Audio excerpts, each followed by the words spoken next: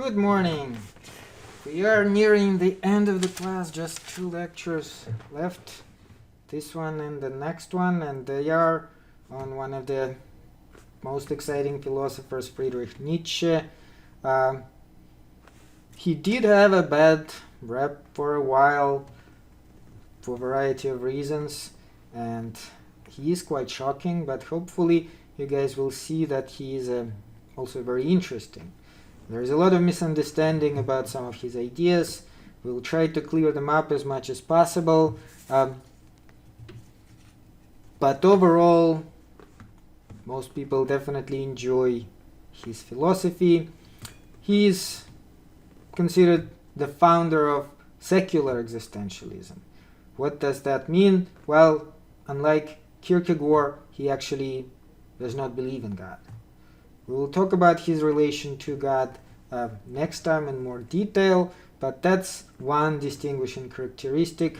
He is quite an atheist, unlike Kierkegaard, for whom you hopefully remember, that was God was a very important part of his philosophy.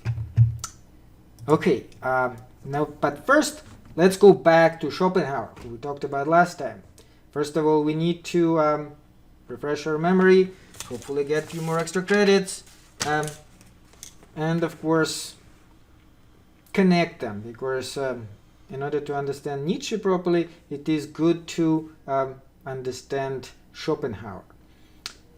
Now, first of all, what according to Schopenhauer are the two aspects of the body?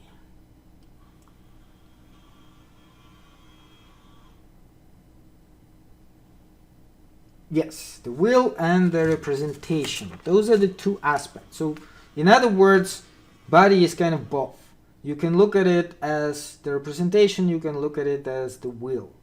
And again, we have this unique perspective, unlike all the objects around us, which also, by the way, are both representation and the will, but you will never know they are the will because you don't feel it yourself. Right? You only see them as representation. There's a pen, there's a stone, there's another human being. For all intents and purposes for us, there's no big difference. Right? The human being walks around, talks, does stuff. The stone could be flying. Both of them could hurt us. Naturally, human beings are not stones. I'm not suggesting that, and neither did Schopenhauer. But for all intents and purposes, since we don't have the first-hand knowledge, imagine there's a robot which is exactly like a human being. Would we ever know it's a robot? No. If you watch this Alien with Ripley, Sigourney Weaver movie, you probably know they had this robot there on a spaceship. They never even knew he was a robot until he was damaged, and then like half of his body was still talking while the other half was kind of detached. So of course it's a fantasy, but nonetheless, you know, now technology is so advanced that theoretically we can imagine, if not today, then maybe sometime later, they are making the robot which looks exactly like human being. So you may ask yourself, how do you know it's a robot and this is a human being?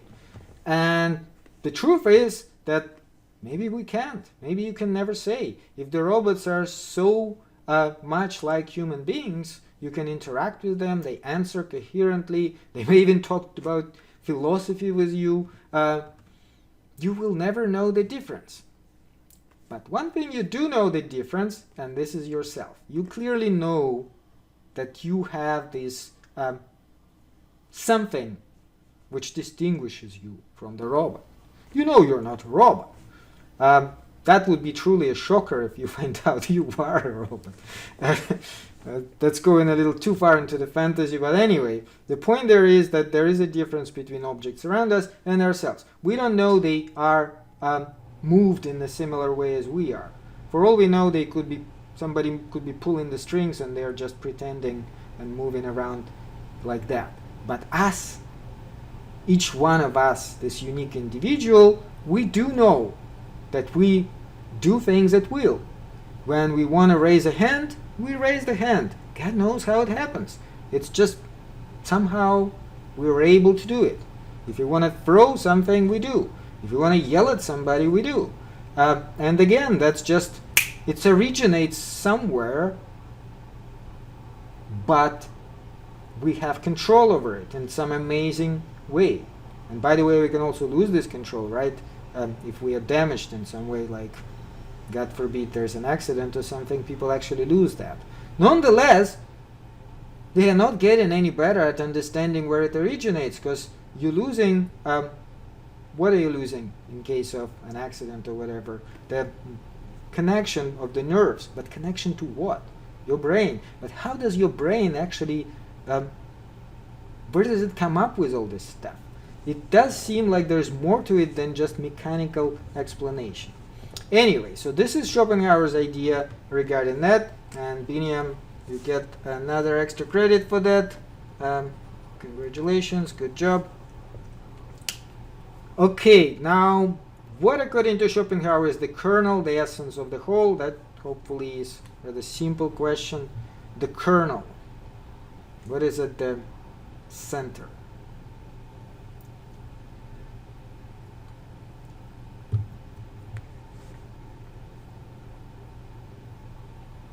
Last chances for extra credit, by the way, which can come useful to many people. I mean, the same people keep on getting them, and those are people who are already doing pretty well. I would certainly advise everybody else. There's like 15 people in class. Some of you guys have nothing. Some of you only have like one. You certainly want to, do a little bit more, because, yeah. The will is innermost. Yeah, well, that's basically just what was on the slide, but yeah, the short answer is the will. The will. The will is the kernel. And that is, again, what creates, in a sense, the representation. The will is everything. Representation and the will are two sides of the same coin. Remember, we talked about that. Okay, so this is another important thing. Alemtsehe. Am I saying it right? You got the 13th extra credit, by the way. You are definitely most of them, of everybody in class. Okay, so naturally the person with the most extra credit will get maximum extra credit, which is 10%. And everybody else will get like a certain fraction of that, depending on how close you are to this maximum goal. Okay, so last question. What attitude towards life should we, according to Schopenhauer, take? Hopefully that's an easy one too. Anybody who hasn't participated yet or has very little want to answer this very easy question. What attitude towards life? This is an important point to understand in Schopenhauer. Wow, that's actually the opposite. That's the opposite. Come on, Eva. The pessimistic attitude, negative attitude, that essentially is what he suggests. He suggests to quiet the will. He's saying the will is not a good thing. The will is a bad thing. The will is what makes us unhappy. We constantly go driven by this desire. I want to have a bigger car. I want to have a bigger house. I want to have a bigger whatever. And he's saying that's what makes us unhappy. And we should quiet it down and stand back and relax. And note that this is also something he found the Buddhist religion and the philosophy of the East suggests. And this is one big point of connection. Schopenhauer himself saying, I didn't even know that. I came up with this idea all by myself, and then I read was it Bhagavad Gita or something, I'm not sure I pronounced it correctly, and discovered that the philosophy of the East has been suggesting that thing for centuries. This is what Buddhism is essentially too. Remember, if you saw the Buddhists, they are like chanting and just relaxing and chilling. That's basically what the idea is. The book said the morbid-minded people have a greater view life than healthy-minded people. Yeah, well, that's basically what he means. Not the healthy attitude, but in a sense, this kind of a detached attitude, an attitude of somebody who does not participate in life as much as possible. Now, some critics actually pointed out that Schopenhauer did not live up to this himself. He enjoyed life quite a bit. He was very competitive with Hegel. He was very competitive in philosophy. He wanted his work to be recognized. Towards the end of his life, he enjoyed his money. He enjoyed going to the restaurants. He enjoyed spending his money.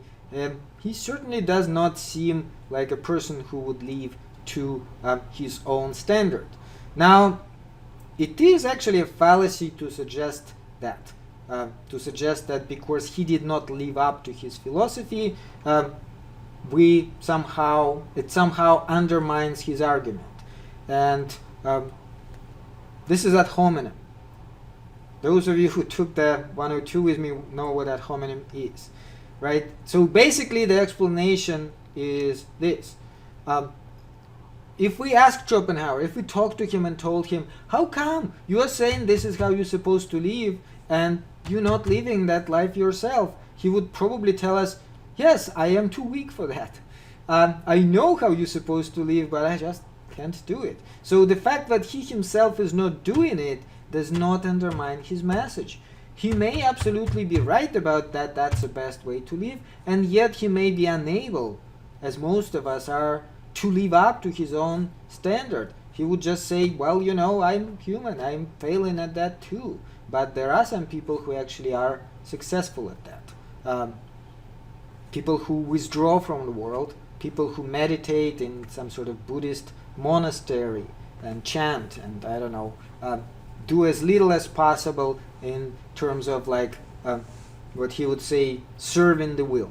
Serving the will. We all, the rest of us, are serving the will. The will demands that we have children. The will demands that we have a successful job. The will demands that we get the money, and so on. And it's driven us all the time. And Schopenhauer would say that's a bad thing. So remember we said, then why not commit suicide? But his answer is, no, you cannot commit suicide because that doesn't quiet the will at all. In fact, you kind of withdraw from the game then. The will has other representation in other people.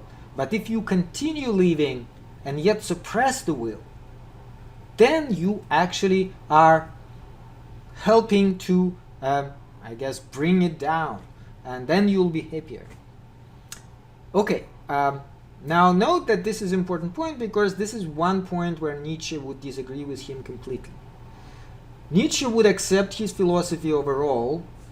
He read him quite early in life when he was still a young man. He was very impressed. At first he actually even accepted most of it, but that point is something he had a problem with, and later he started rejecting a lot of Schopenhauer's philosophy because he thought that even though it kind of puts you on the right track, but it's still lacking a lot. Okay, so let's look at Nietzsche now. You have to remember one thing, and the book probably is right about that.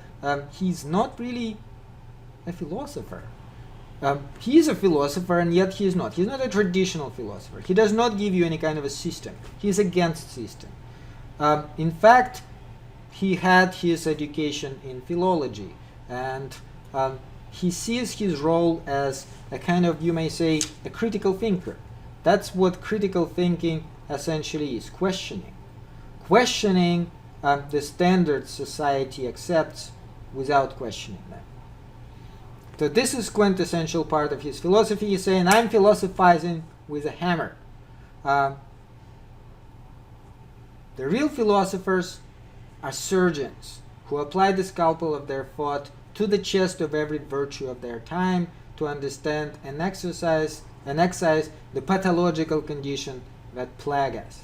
So basically, again, he's looking for what makes us unhappy, but he's saying that one of the biggest problem we have is we accept too many things on face value. We never question them. Now, naturally, you may ask what values you would question. Well, he questions pretty much everything. he is very, very destructive in that sense, and that is why he is also saying that it's like philosophizing with a hammer. Tap the idol of our culture and test them to see if they are hollow. So he hits this idol one by one, and if it is not hollow, then it would stand up to it, but if it is not, then it will crumble. And he thinks that most of them are crumble, if not all of them. But he's saying this is the pleasure. This is what you enjoy the most, seeing them crumble, feeling the hardness of the hammer, joy in destruction. Okay, so a little bit about his life. So he was born 1844 in Prussian Saxony in Germany. He's German, brilliant student. He was extremely brilliant student.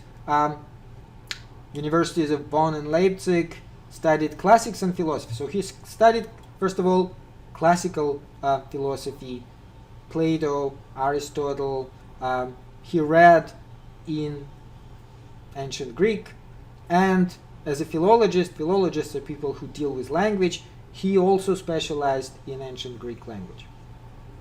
Very early on, at the age of 25, before he even got his PhD, he was appointed professor of classical philosophy at the University of Basel. Actually, his professor has recommended him greatly. He said, this guy, he is something. So he was a little bit pushed into that, perhaps a little too early. He himself did not want to teach as much, and he had health problems throughout his life, which started quite early too.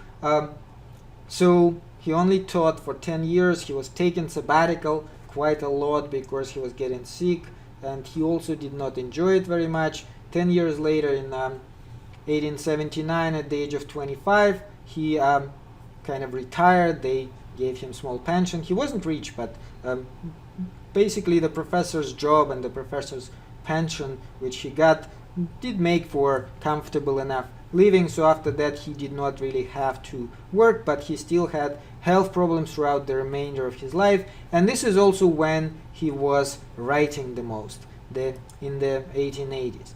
This is his picture when he was 13 years old, very young boy. Hopefully you can see in his eyes that he is not an average person. Brilliant madman. That's basically how he is known. He was struggling the entire time, had migraine headaches, nausea, insomnia, bad eyesight.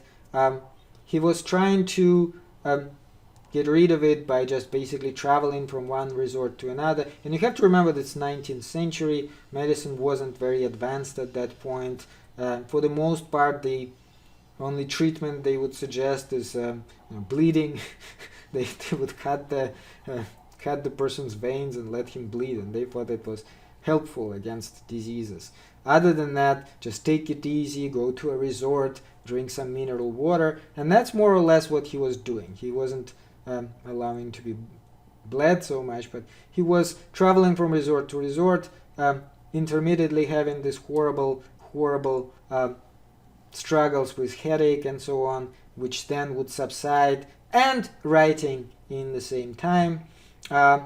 In this relatively small period between 1872, that's when he was still a professor at Basel, and until 1888, which is the last year he was still able to do some work. He wrote 18 books. Now, this is him at the age of 25, just as he became professor, 1869. Okay, so final years were very painful, deep loneliness. He traveled from place to place, like I said, after his retirement from the professorship in 79. In January 89, he suddenly collapsed on the street while protesting a horse being beaten by its owner. Gotten into this argument with the owner and suddenly collapsed. And then he was taken to his home, but his mind was damaged irreparably. He still lived until 1900, kind of the dawn of the 20th century. Nonetheless, this last 11 years, he was basically in vegetable state. He was unable to, well, not completely vegetable. He was talking, but he could not make any sense. His mother and his sister were taking care of him, and he was never able to write anything or do any kind of work. Which is ironic in additional sense, because that's when he actually became famous. And throughout his life, he was not recognized as much, as we hear time and time again about all these philosophers. But after 89, when he was already insane, his work became recognized on an international level. There were people coming to see him, thinking of him as a genius, and yet he was in this very sad, pathetic state. Now, his sister deserves a few words too. She actually is one of the people who got rights to his estate after his death, and his estate being his work. And she married a Nazi. She lived quite a bit longer than Nietzsche. She lived all the way into 1930s. And after marrying a Nazi, she tried to promote Nietzsche's philosophy to the Nazis, which is, on one hand, you can kind of see how it would appeal to the Nazis. On the other hand, he certainly was not a Nazi. In many of his works, he actually is attacking this anti-Semitic attitude which German people had. He thought it was disgusting. She edited his work so that would not be there. Since she had rights to it, she removed certain parts so it would not look like something Nazis would not be able to accept. In addition to that, his sister removed whatever mentioning of nationalism, which again Nietzsche found to be a stupid, pointless illusion. He was not a nationalist by any means. And she promoted it to Adolf Hitler. She tried to present Nietzsche as this fundamentally German philosopher who the Nazis could accept. And so actually Hitler did think that whatever version of Nietzsche's philosophy was presented was really great, and so he actually kind of adopted that. And for this reason, for many years, Nietzsche had pretty bad reputation. But then scholars discovered all these falsifications which his sister provided, and also discovered that he by no means is compatible with Nazis, fascism, or any this kind of nationalist ideology. So it's a kind of a sad story, but nonetheless, it has to be told.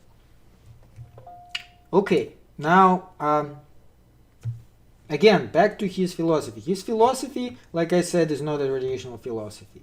He's trying to write as more of an artist than a philosopher.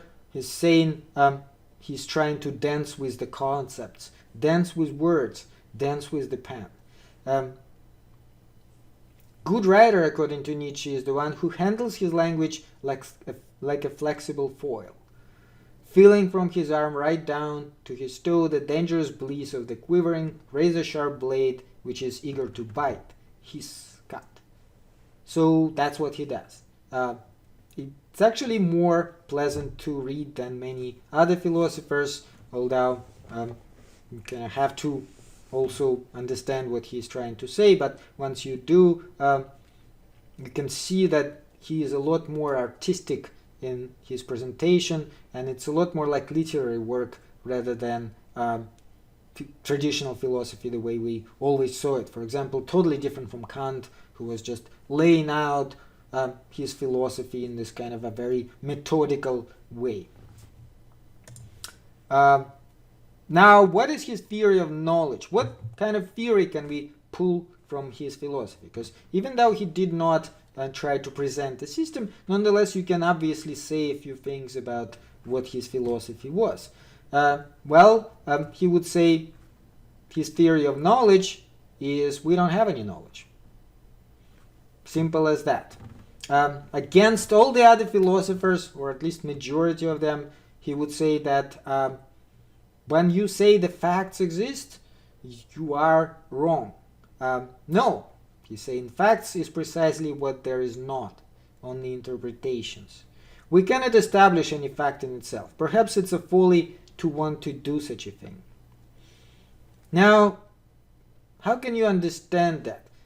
What does he mean there are no facts? Well, essentially, he's not necessarily saying there are no facts as such. But look at, let me take you to the board and try to explain what he means. What do we mean when we say this is a fact? There are facts. Well, there's infinite number of facts in the world, isn't there? Let's look at it like, let's imagine this is all facts.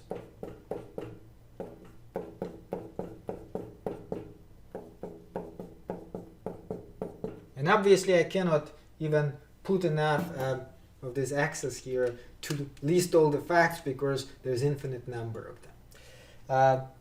Now, one person can look at them and select these ones here and say, look, that proves my point. These are the facts. And it completely proves my point.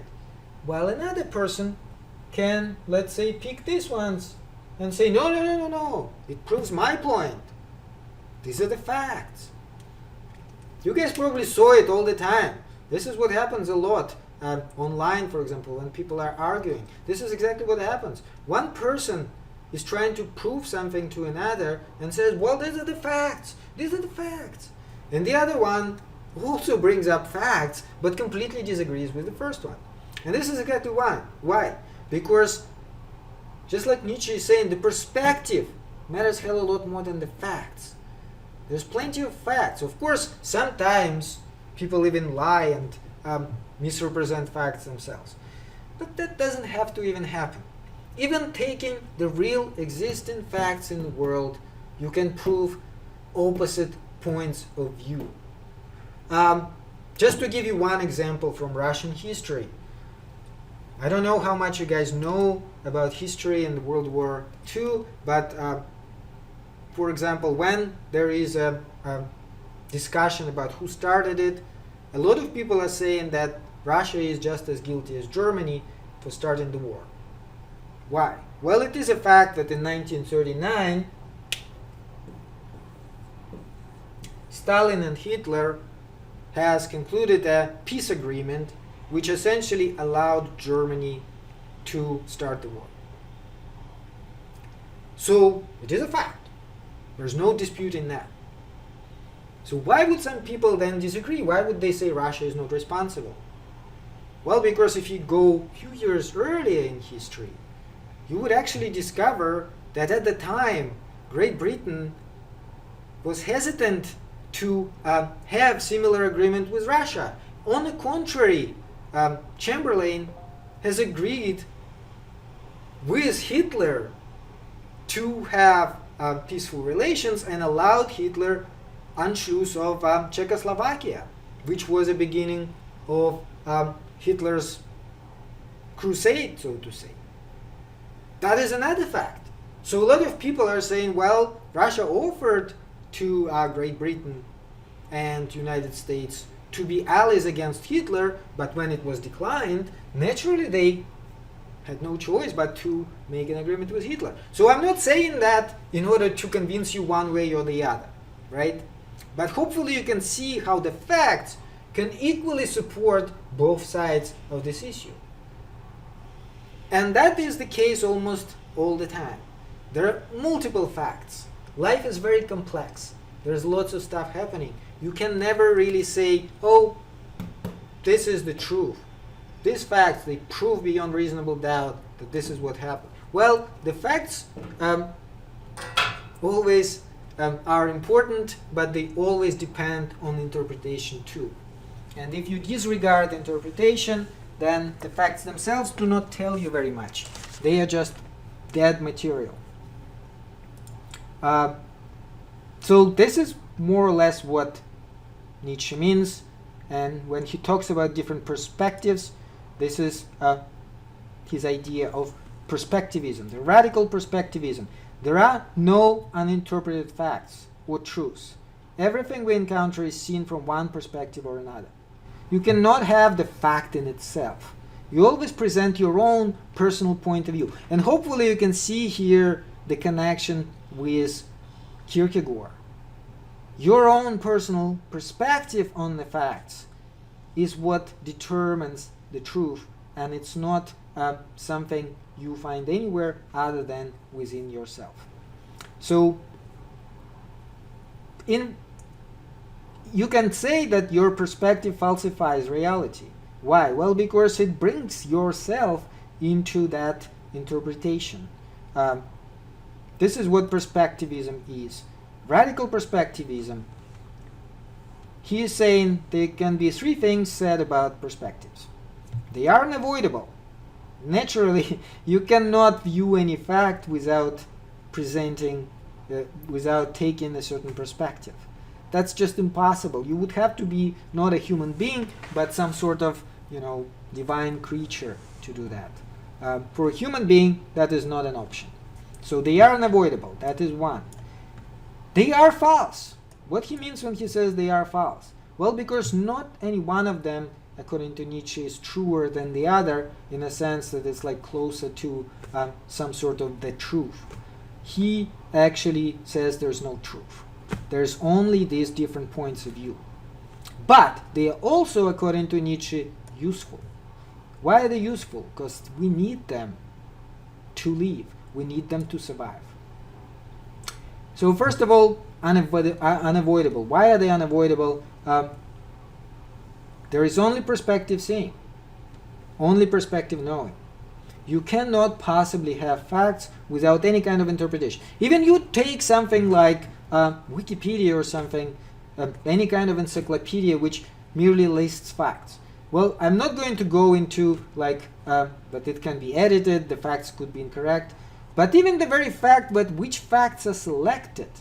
Because note, if you open a Wikipedia page, it has limited space, right? It's not a book. Which facts are there? People select them. They may select one thing, not the other. That very selection itself brings somebody's perspective into it. Just like it is on the board, if you select one group of facts rather than the other, you will bring a different interpretation to the whole. So different observers will always have these different perspectives. There are no facts in themselves. Note that this has some sort of Kantian undertone in terms of us bringing ourselves into the thing, but there is a difference. We will actually kind of summarize the differences between these philosophers which we covered, Kant, Hegel, Kierkegaard, and Nietzsche, in a few slides. So even physics, he's saying, is only interpretation and exegesis of the world. Is he right about that? Well, if you look again, we mentioned that before, Newtonian physics has been superseded by the Einsteinian physics. Einstein actually has successfully argued that Newton is incorrect. Who is to say Einstein is the last word in physics? Who is to say 100, 200 years from now, or maybe even sooner, we're not going to discover that Einstein was wrong too? That actually there is another better perspective. But is that going to be the final perspective? Well, Nietzsche say no, of course not. All of them are kind of lies in a sense, because they do describe reality. Nonetheless, they are not true in some sort of fundamental sense. So perspectives are always false in that fundamental sense. There is no one true perspective. You cannot have a true perspective. They, however, determine how we speak and how we think about things, how we behave in life. What perspective you have is fundamentally important to how you behave and what do you do. Now, what exactly is a problem here? The language is the problem. The language is the biggest problem according to Nietzsche. And remember, he was a philologist, so he actually worked with the language. And it kind of deceives us, because in order to understand things, we turn them into words. But when we turn them into words, we simplify them. We rob them of their individuality. Things are individual. We are trying to make them all homogeneous, all the same. And that kind of fools us a lot into thinking about certain things in terms of words. That is definitely a fallacy. There's a famous example of like somebody not understanding something, right? And asking another person, well, what is it? And the other person could answer something like, oh, it's a dzicinacess. And it can serve as kind of an explanation. Oh, dzicinacess. But what the hell is a dzicinacess? So note that just giving this label of a word to something kind of serves as an explanation, but in reality we may not understand it. And this is the point Hegel was making, for example, about the word God. Who really understands what God is? Pretty much nobody. But you put a label to it and you say God, and we all think that we actually know what we are talking about. Oh, God. Do we know what we are talking about? Not really. Okay, so he is saying every concept originates through our equating what is unequal. No leaf ever wholly equals another. And the concept leaf is formed through arbitrary abstraction from these individual differences, through forgetting the distinctions. So when you using the word leaf, you kind of simplifying this complex reality, which is the actual leaf in front of you.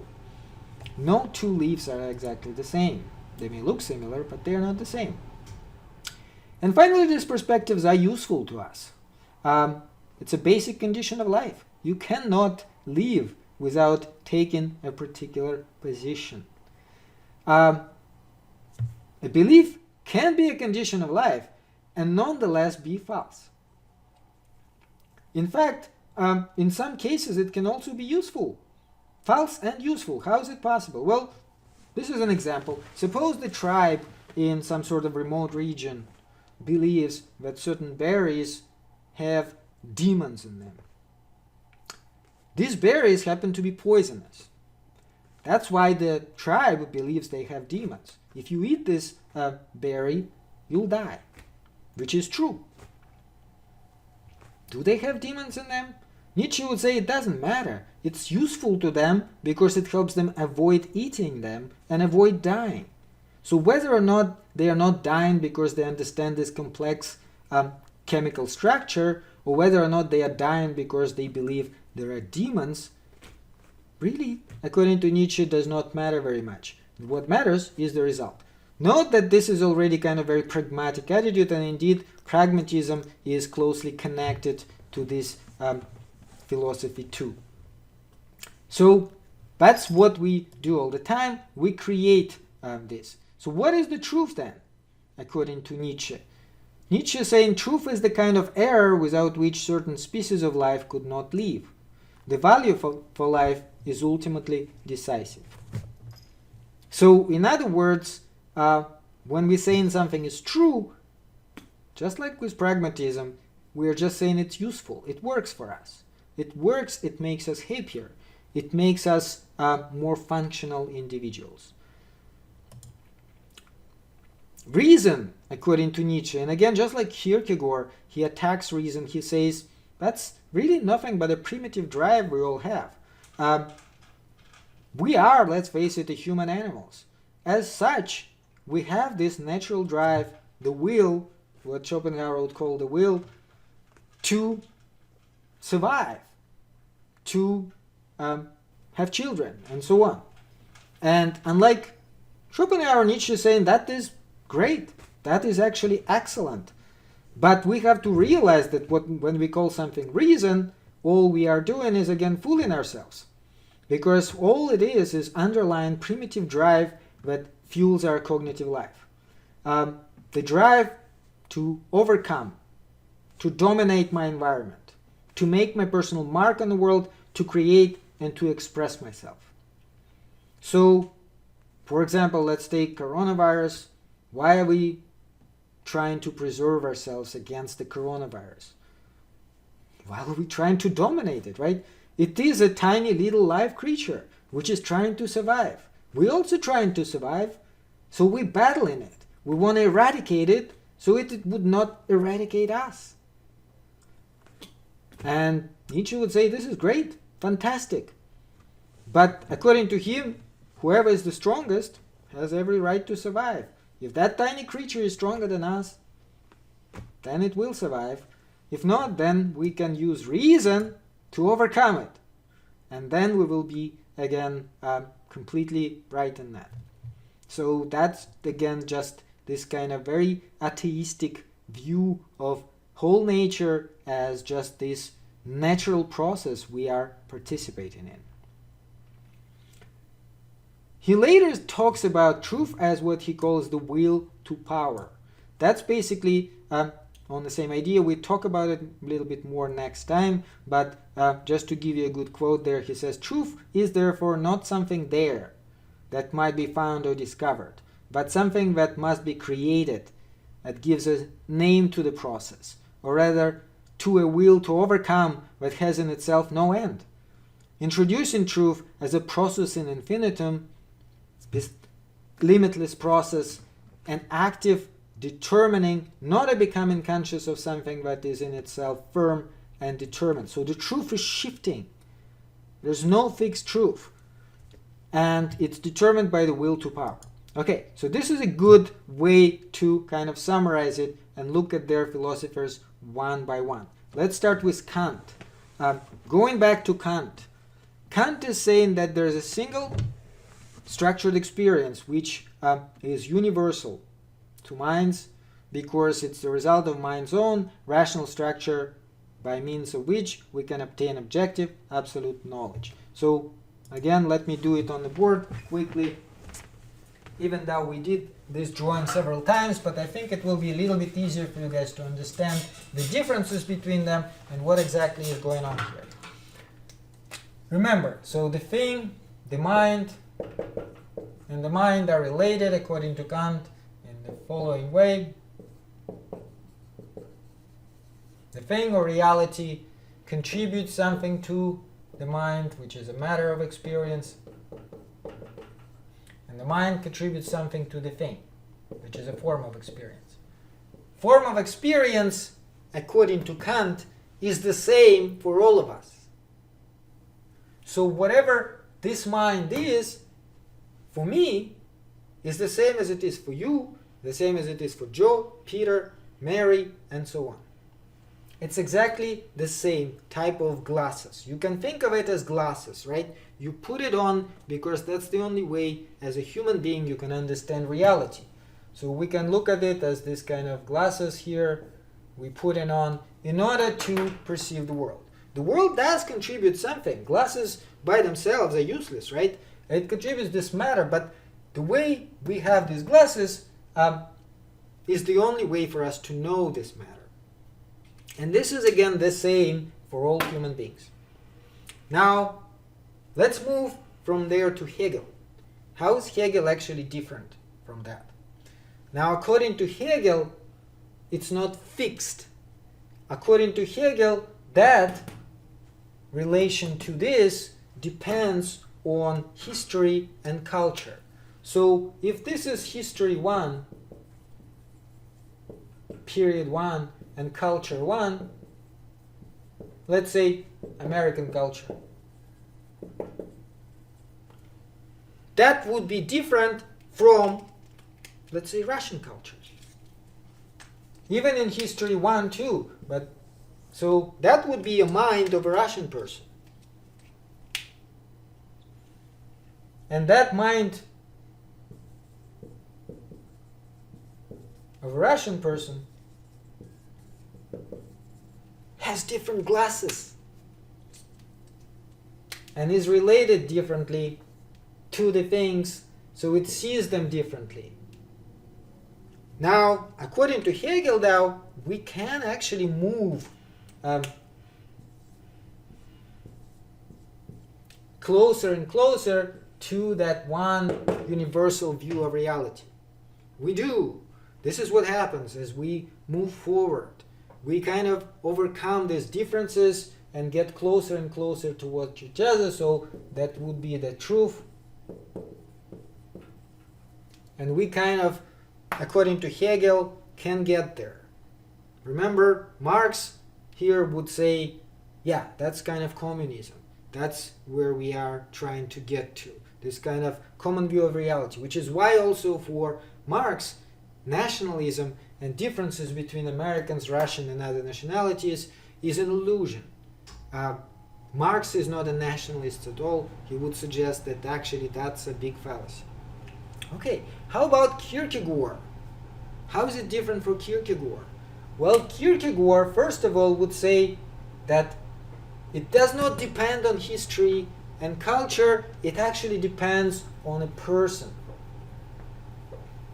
So if this is mind of Joe, and this is a mind of Peter, they will have these different glasses based on their subjective personal view. So not only it is different for different cultures and histories, but it more importantly different for actual people. Each one of us looks differently. But he's saying the truth is not here, the truth is actually here in God. And we can only find it inside ourselves. So this is Kierkegaard. Now, how about Nietzsche? Well, note that Nietzsche, just like Kierkegaard, agrees that each one of us has our own perspective, but he's saying since there is no God, each and every one of this perspective is just as good as the other one. It's just what helps us to survive. Joe and Peter have different glasses. They look at reality differently. What is the difference between them? Well, perhaps Joe will survive and Peter will not. Perhaps Joe will go to the forest thinking there is a bear and there actually is a bear, so Joe is prepared. But Peter will go to the same forest thinking there is no bear, he's not prepared, so he will be killed. That doesn't even mean there is such thing as truth in terms of whether or not there is a bear. It just means that one perspective is better than the other. Perhaps Joe never even thought of it as a bear. Perhaps he was prepared because he thought there were demons in the forest. But since he thought there were demons, he was well prepared against the bear. And that, according to Nietzsche, is just as good. It's just as true, as long as it works for you. So this is kind of summarized what we have been doing since the exam and what these philosophers are, the differences between them. Again, Hegel, multiple ways of structuring experience, given historical period, given culture, but he does believe we can actually merge. We can get rid of these differences, which make us less capable, because we all are the same spirit. We all are human beings. We should be able to find this one true answer to every question. And that again is more or less how pragmatism was looking at it. The scientific point of view, remember, well, all these different points of view will merge into one.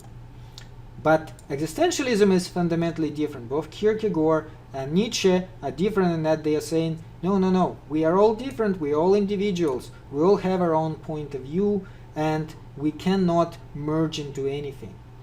For Kierkegaard, we can and should connect to God within us. But note that that doesn't really help us in terms of like how we understand reality. It just helps us to find ourselves, to live with ourselves. Because God within us helps us to be happier and more productive human beings, I would say.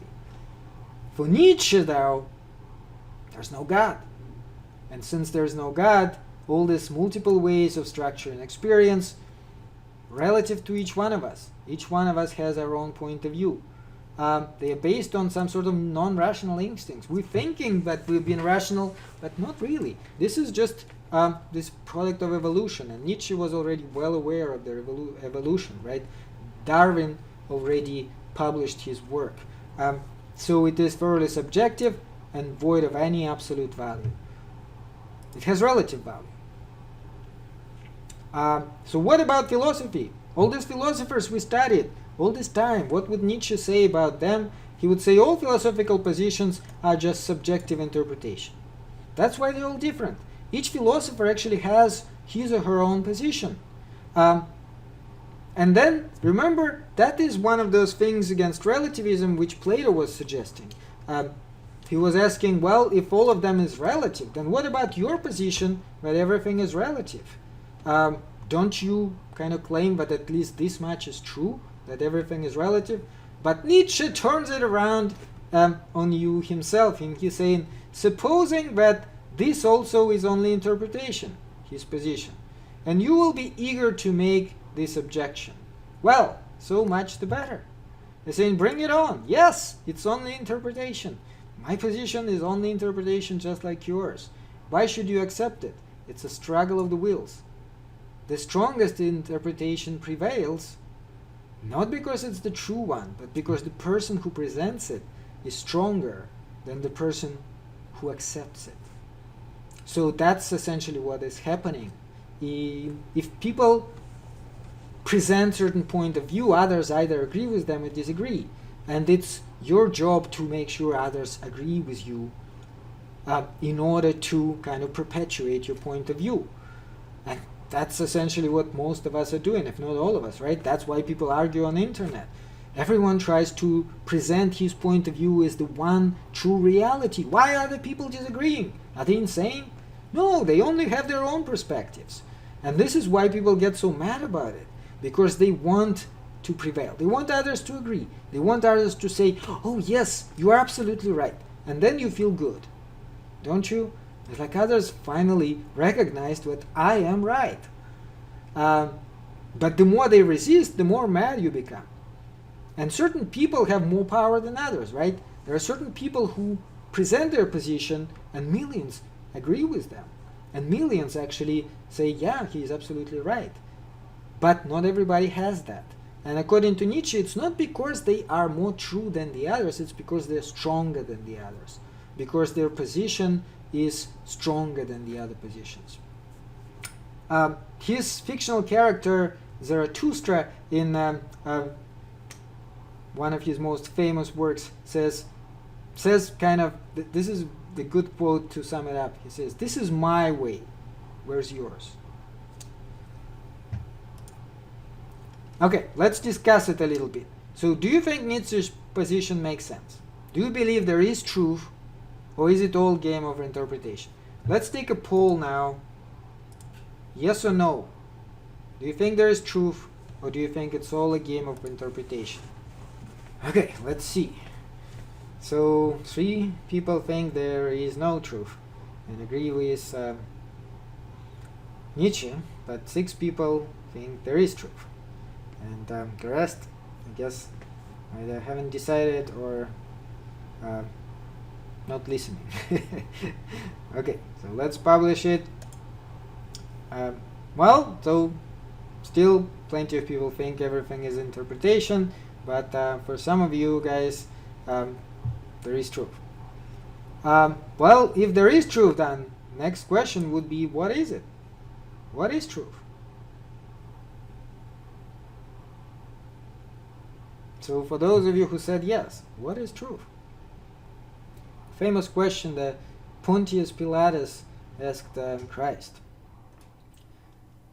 He asked him, what is truth? No, but that you see, if you understand what Nietzsche is saying, he would say, well, yes, what you find through evidence is what serves your purpose and helps your point of view. There's multiple number of facts. You can find facts to support almost any point of view. In reality, all this evidence is just serving you as a tool you're using to push forward your point of view. So, for example, if your point of view that a person who did a certain thing is guilty of a crime, note that that notion itself is neither true or false. You can bring evidence to prove that, but to say that somebody is guilty of a crime is a value judgment. What does that mean? When you, for example, say killing a person is murder, right? But then somebody can say, what about the war? What about the self-defense? And so on. So it's circumstantial, right? And even in that case, like there could be, for example, a person who would say, no, that killing is perfectly fine. Look at animals, they kill each other all the time. We don't see them, going to court. And you can say, yeah, we're humans, we live differently. But Nietzsche would say, that's exactly the point. We just make up all these rules. That's why we think murder is a crime. But there's no such thing as murder is a crime as some sort of fundamental law. If you don't believe in God, then of course that's a logical position, isn't it? Because people who believe in God would say, well, it says in the Bible it is a crime. But of course you cannot tell it to Nietzsche. He would laugh at you. He would say, so what? Bible is not any kind of authority for me. I don't believe in Bible. And so from that point of view, once you remove the fact that murder is a crime, looking for evidence becomes pointless. But if you don't remove it, that in itself is a value judgment. It cannot be proven. It's neither true or false. So for some people would say, yes, murder is a crime, and other people would say, no, murder is not a crime. And how do they settle that? What's the standard? Unless, again, they believe in the same Bible or something. But what if they believe in different gods? What if some people say, our God thinks murder is perfectly fine? Then what do you do? Anyway, so that is his position.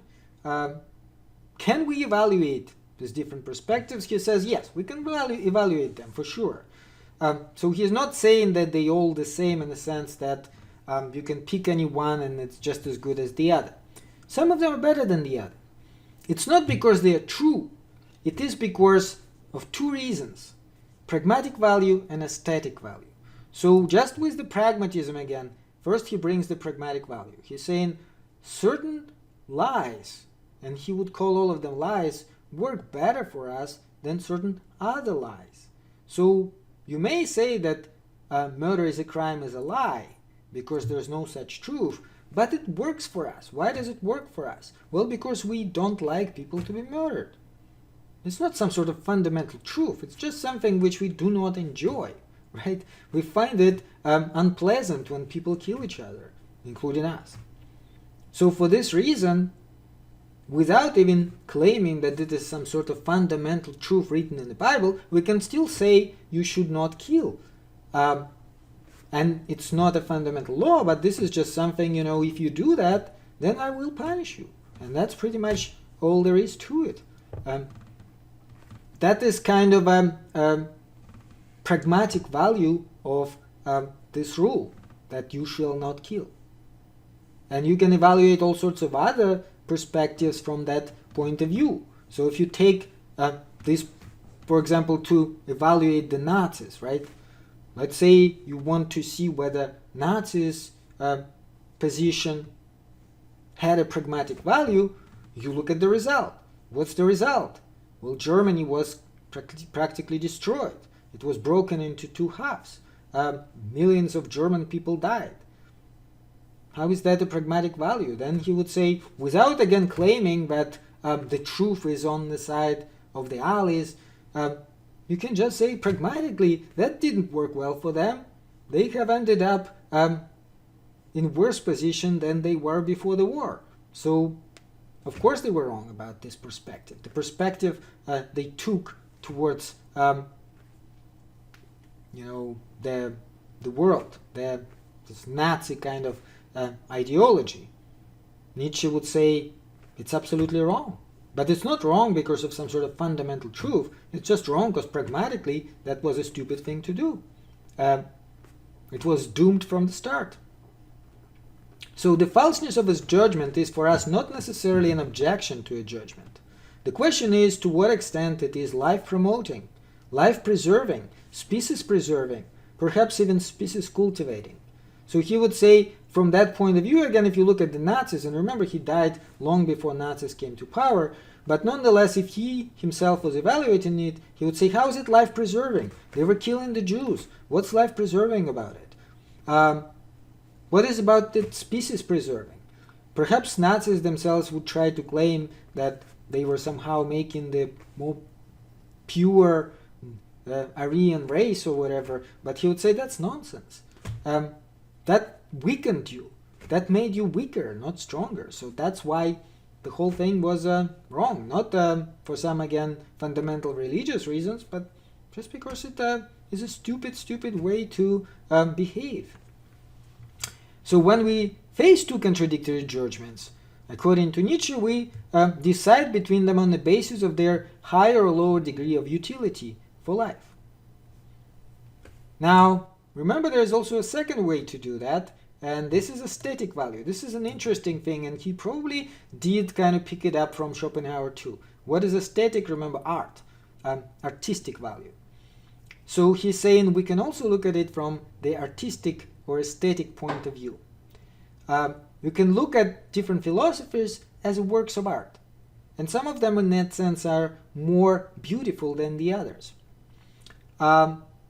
He'd say whatever is more provocative, more interesting, is a better philosophy than something which is boring.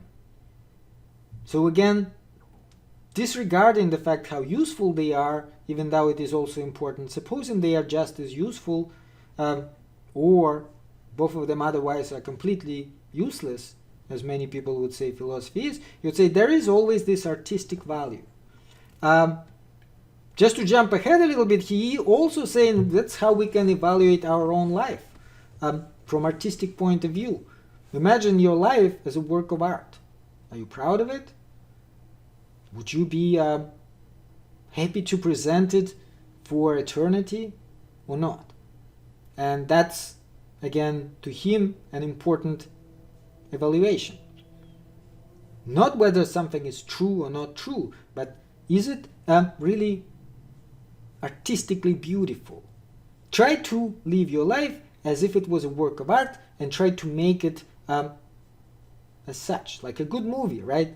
When you watch a movie and they say, it was such a good movie. Well, so imagine your own life is like that. Once you're done with it, perhaps, like many of us don't know when we're going to die, but some people do, right? Or at least you're so old, you know that it is pretty much over. And then you look back at your life and you say, that was such a beautiful life. I'm so proud of it because it like really was something. And that's what Nietzsche would say is also an important evaluation. So try to make sure your perspective is such that it will bring you to that point. And evaluating other philosophers and so on can also be done in that way. Pragmatic point of view and artistic point of view. And truth other than that, Nietzsche would say, is an illusion. But unfortunately, instead of enjoying these multiple insights, different perspective, we petrify our favorite ones with the label of truth and repeat it until they lose their power. Truths, he's saying, are illusions, about which one has forgotten what they are. Metaphors which are worn out and without sensuous power. Coins that have lost their pictures and now matter only as metal, no longer as coins. So what does he mean here? Is he trying to then support people who saying any point of view is equally as good as the other? Remember, not quite, because you again have to look at the pragmatic and artistic value of these positions. So even though you cannot claim them to be true, but some of them work better than others. Some of them, we may say, more fair than others. Nietzsche never uses the word fairness, but we, if we want to evaluate perspectives, can use this word. And we can say some of them are more just than the other. Again, it's not Nietzsche who's doing that, but nonetheless, it fits this basic idea that it may not be that my position is true and your position is not true. It's just that my position is more, again, life-preserving, it is more life-supporting, and therefore it is more fair and more just. Whereas your position, on the other hand, whoever it may be, is not like that. It is actually more destructive. It is more dangerous. Okay. And philosophy overall, he is quite critical about. He, in that sense, he parallels Kierkegaard. He's saying that most people, most philosophers try to avoid subjectivity. Remember, Kierkegaard was saying that the hardest thing is to be subjective. And then this is where Nietzsche agrees with him. People try to escape into objectivity and to say, well, this is objective truth. And so take responsibility from themselves for basically living their life, making it into this work of art. Instead, they just follow others. Instead, they just become a herd rather than the leaders, rather than the people who embrace life. The philosopher has an image of himself as one who simply mirrors reality in thought, but this is a delusion. Nobody ever mirrors the reality.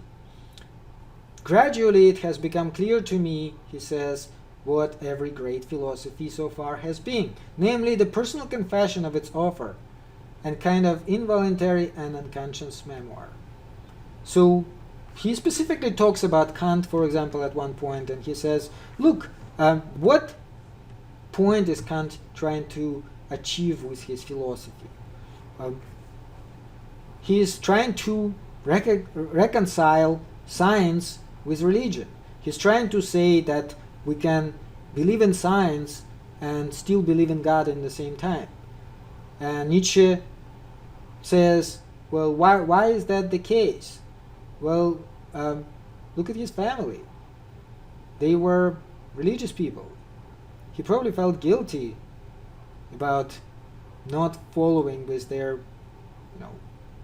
Puritanism, not following with their religious choices, so he tried to justify that. And he found this loophole. He found this convenient explanation about how the world can be divided into noumena and phenomena, and science, which he believed in very well, can be completely reconciled with God. But Nietzsche is saying that that's just a lie. I mean, that's an attempt of rationalization. Remember, we talked about rationalization before. Despair, according to him, however, unlike for Kierkegaard, who was saying despair is an absolutely essential part of life, Nietzsche says despair is not inevitable. It's a choice. We make this choice or we refuse to make this choice. So we don't have to be in despair. We actually are free to reject despair, but we have to be strong enough to do that. It depends on our temperament, obviously. Some of us are just constantly in despair, and others are not. But that's not some sort of fundamental thing about life. So some people are fundamentally unhappy with life, while other people are happy with life.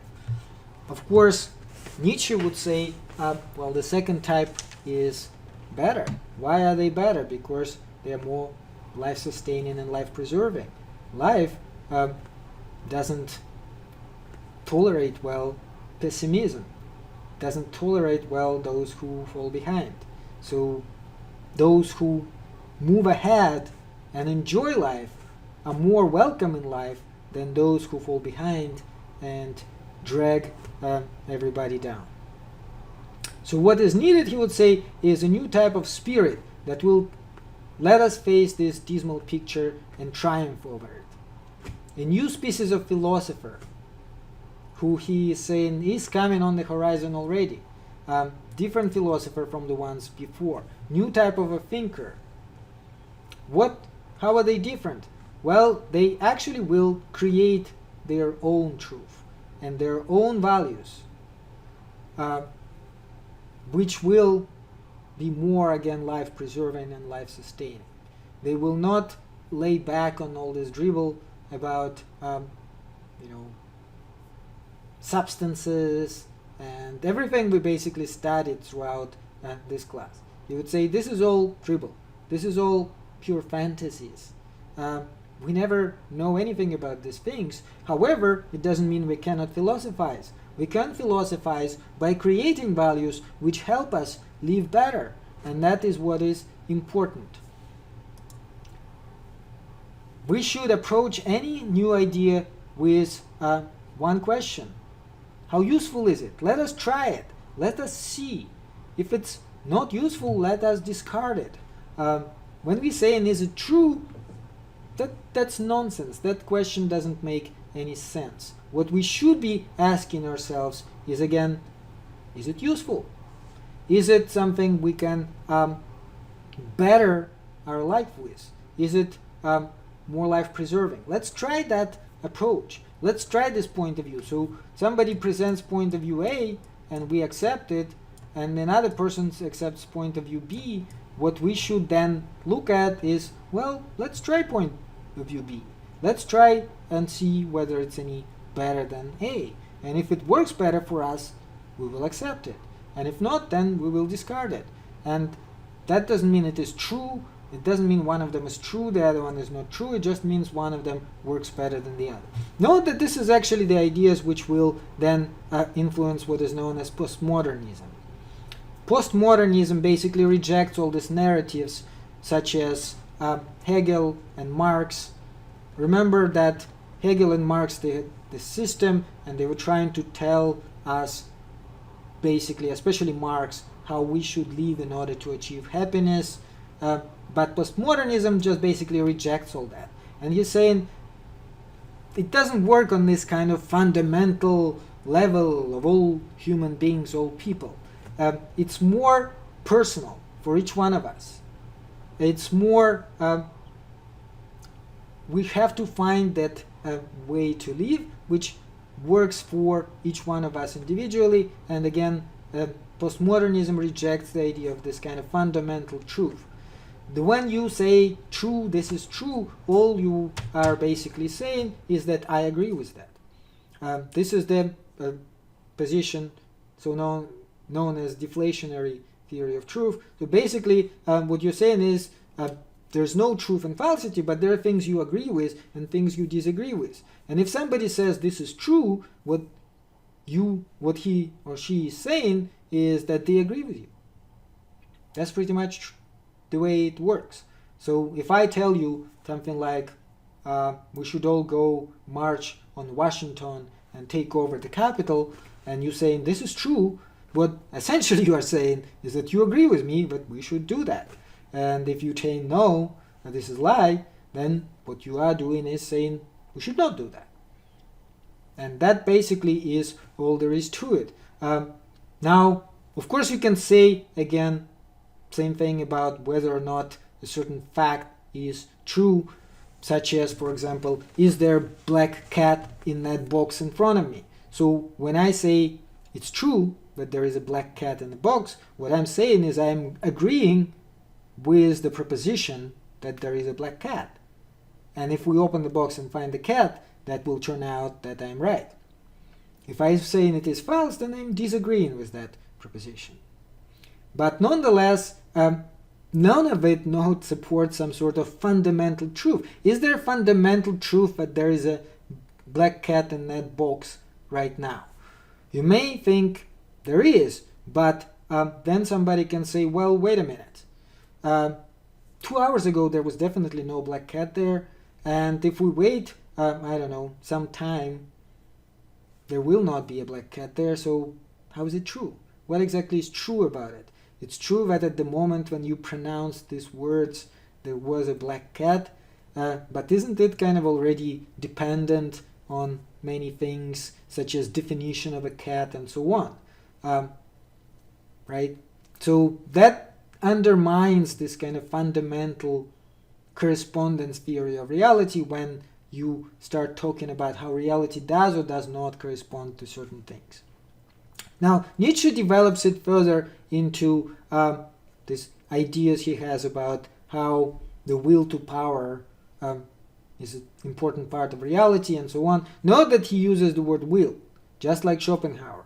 And this is the reason why. Because, again, will for him is, even though he disagrees with Schopenhauer in a sense that will should be quieted down, but it nonetheless is something which is obviously pushing us.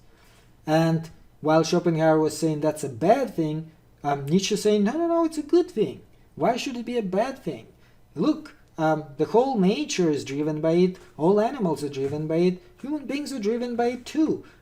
We should embrace it. Why should we fight it? Why should we try to quiet it down? First of all, Nietzsche would say it's completely unachievable, and Schopenhauer himself is the best example because he never achieved that himself. But even if you do manage to achieve it somehow, is it going to make you happy? Nietzsche would say no. You will just be deluding yourself. Essentially, you're just withdrawing from the game instead of playing. But the true reason probably is you're just not good at that game. And that's another example of rationalization. Remember I talked about it last time. Rationalization, something when you lie to yourself in order to avoid certain recognition of certain facts. So when I was saying that my vision has gotten worse than it was when I was 20 years old and I was no longer able to read physical books, instead I started reading more on Kindle and so on, because it's easier to see these letters, you can make them bigger and so on. But I was lying to myself and trying to explain that I actually like it better on Kindle. I like it better on a computer than the physical books. And it's only when I tried glasses and discovered, hey, I can actually see just as well as I did before with the glasses, that I realized I love physical books. I love them so much more than Kindle or internet. It's just that because I was unable to do it, I was lying to myself and telling myself that, well, Kindle is better anyway. Look how light it is compared to physical paper books. So we do it all the time.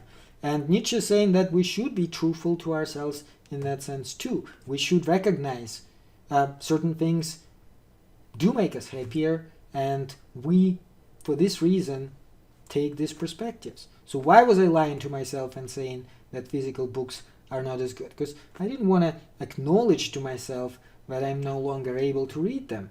And I was stupid enough not to realize glasses can help, or maybe just lazy enough or whatever to try one.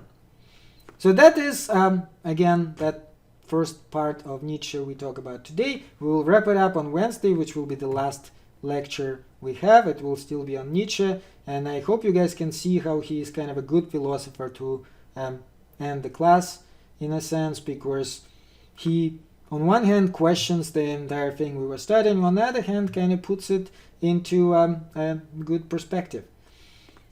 Okay, so that's all the time we have, and I will hopefully see you on Wednesday for the last time, and then next Monday we will have our final exam, and that is the end of class. So have a great couple of days. I will see you on Wednesday. We are done. Bye bye.